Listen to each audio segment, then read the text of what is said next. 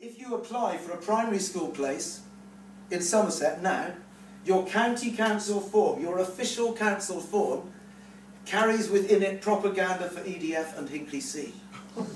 If you go to the job centre, you will be told that EDF, thankfully, are creating a great new future and you should be thinking about training, not necessarily as a nuclear engineer, maybe as a ground worker, maybe starting your own small business to cater for this future jobs bonanza which is coming. And then what we've seen is, first of all, the corruption of our main political parties. One party who said we won't have new nuclear if it requires a subsidy. They are now not only subsidising it, but they're applying to Europe, I see, for more money to subsidise it. The Liberal Democrats, who held out a bit longer, said they would never go for it unless the waste problem was dealt with. During the last few years, we've realised there is no solution in Britain at the moment to the waste problem. The GDF keeps being promised the geological disposal facility, but no site has been located. Now they've had to change the law in Cumbria to see if they can push it through. And even then, Cumbria won't be appropriate, so they'll be back to square one. Plus, we need 2 GDFs to deal with the special waste that will be coming from Hinkley C anyway. So there is no solution to the waste. And so the Lib Dems have also put themselves into a position where they've broken their own promise. Fundamentally, they've been compromised. And then what's happened in the district level is that the word from on high has come down, and we know this unofficially, and I can't prove it, but I know from other people that they've had phone calls from Downing Street saying, hurry up and sort this out, making sure that the landowner who was reluctant sold her land, giving her a huge price, but also putting a massive amount of pressure on her finally to give up her land so they could build this power station. And then the local council being told that they needed to give preparatory permission to destroy that piece of land before planning permission for the project had even gone through. Something which is unprecedented in any normal situation for you or me. And what that means, and this is a big tragedy for us in Somerset actually, is that we have lost forever a very beautiful and important local resource, a piece of our heritage, a place which was a rare skylark habitat, which was enjoyed by generations, which contained historic buildings which can't be recreated, bat roosts and all the rest of it. That has all been levelled and stripped. It cannot possibly be repaired to where it was. And at the end of the day, this project didn't even have the go-ahead when that happened. But such is the assumption that it's going ahead. And everybody at every level in the planning department and everywhere can see it's going ahead, therefore I'll keep quiet and I'll go along with it. And that's the corruption of these big projects. The second thing, or another thing, of course, is this Section 106 agreement, which I think is underestimated how the corrupting effect of that is. People might think it's a good idea. A big company's coming in to do something disruptive. It's only fair that they recompense the community. But the reason that that works is because the community is being starved of funds from other sources because of the government's austerity programme. The councils are strapped for cash. Everyone's strapped for cash. And so when EDF come in and the council say, you've got to give us £2,000 towards equipment in the local school, then the knock-on effect of that, and I know this because teachers have said it to me, is I don't like Hinkley, but I daren't speak up against it because they're giving us £2,000. And this has been the effect throughout the community, a feeling that you can't speak up against it and that you best go along with it. And then I see there's been a corrupting influence even on the Green movement, and I don't think that should be played down in Britain in this case. Because it's only a few people, but the PR companies are much cleverer maybe than some people understand. And they've worked out a long time ago, as they did with GMOs, that the key thing is to find the opinion makers and change them. And they worked very hard on that. And Mark Linus was a good example, and George Monbiot, who I still respect actually, although some of my friends here don't.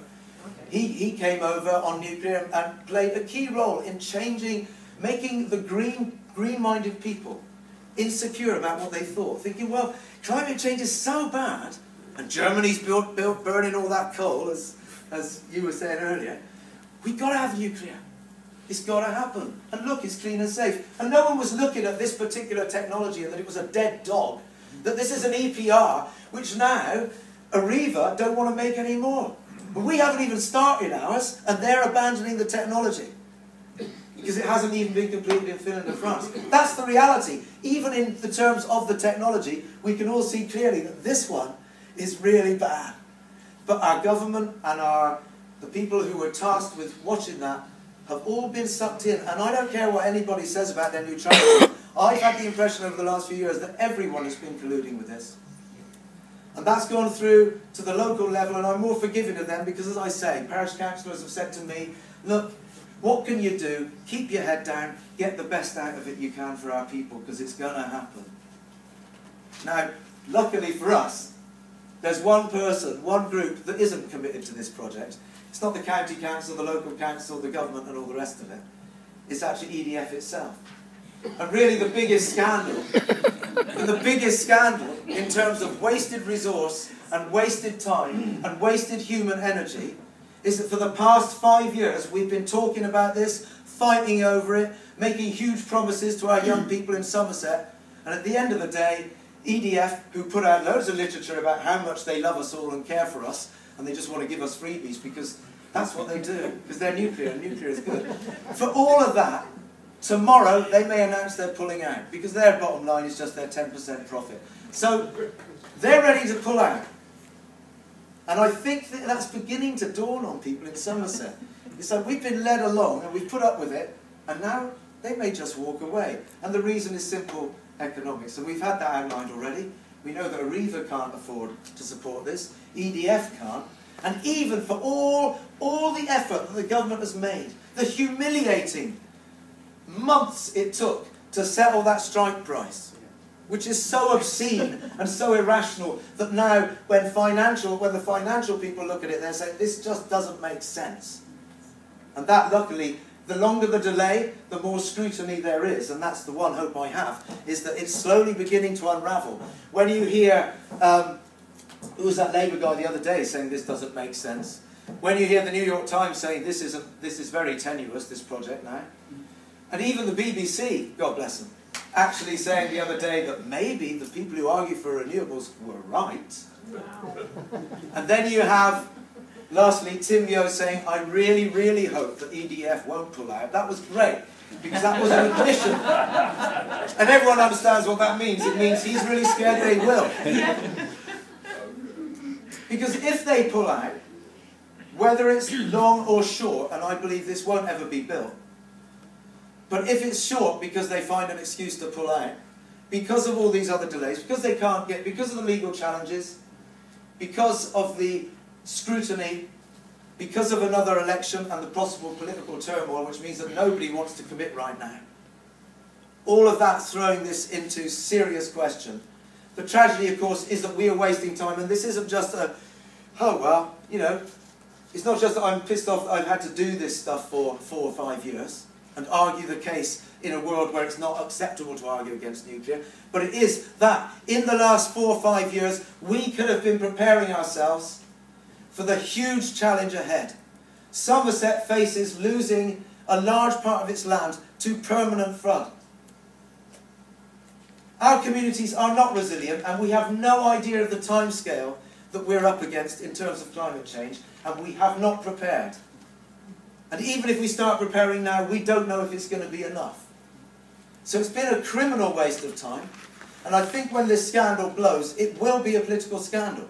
Because the county council have placed everything in Somerset. You need to understand this. Everything is predicated on this project. All the education system funnels you towards it. All the science training now. The science lectures in Bristol colleges are about nuclear engineering. All the future infrastructure project. All the financial projections of the county. The Chamber of Commerce with its supply chain and all its promises. And there will just be a big black hole and a load of loose ends hanging there. Now, I'm happy if that happens, because I think that we've got something now that can fill that. And it's already beginning to dawn on people with the news about the Bridgewater Lagoon that we had just 2 days ago. You know, this is the week when EDF were going to make their final announcement of their financial commitment. And everybody knows that they've delayed that again. But what we've had is the news that if we have tidal lagoons, we can produce a massive amount of energy at a comparable price for 150 years and mitigate our flooding. And that's such good news because people in Somerset can see that really, there really is a viable alternative. We just visited a farm, me and Molly, where they're running their farm on 100% renewable energy, a big award-winning cheese-making farm. And they're powering the local town on the gas that they produce. One farm. And they want to roll that out across all the farms. So we could have homegrown energy in Somerset. We could be leading the way, actually, in our marine energy as well. And so I think there is going to be a big scandal. And this is why now there's going to be more panic than ever and more effort to keep this afloat than ever. Because when it goes, and I know that the media who've kind of gone along with it for so long, I mean, I'm not joking, you know, you get a Financial Times energy correspondent now to talk to the people from Stop Hinkley, and as you're talking to him, you can see him, he's just nodding, going, yeah, yeah, yeah. This is just the same old anti-nuclear arguments. It's like the arguments are no longer valid. I've had that on radio interviews when I've started to say things. They said, but surely this is just the old anti-nuclear arguments. We've corrupted the planning process in Britain so that when there was an inquiry, the one thing we weren't allowed to raise at the public inquiry was the issue, the two things. Issue of public safety, what if we get another Fukushima here, on the second highest tidal range in the world, by the way. And the other one we weren't allowed to discuss, what is the long-term waste management strategy? These are the two most salient points about nuclear industry. But those are the things that we couldn't discuss in the planning. Well, now they are being discussed, and now we're seeing that possibility open up. And incidentally, in the wake of this project, what they're trying to sneak in, step by step, is that we will convert Hinkley Point into another nuclear waste dump. They've already begun that process. And people in Somerset are going to see, EDF's going to walk away, we're going to have a big hole in our finances, and we're going to get nuclear waste. I think there's a very positive opportunity here to turn this around. We've just got to get that message across, get back on track, and hopefully get the resilience and sustainable energy we need in Somerset to prepare for the real challenges ahead. Thanks.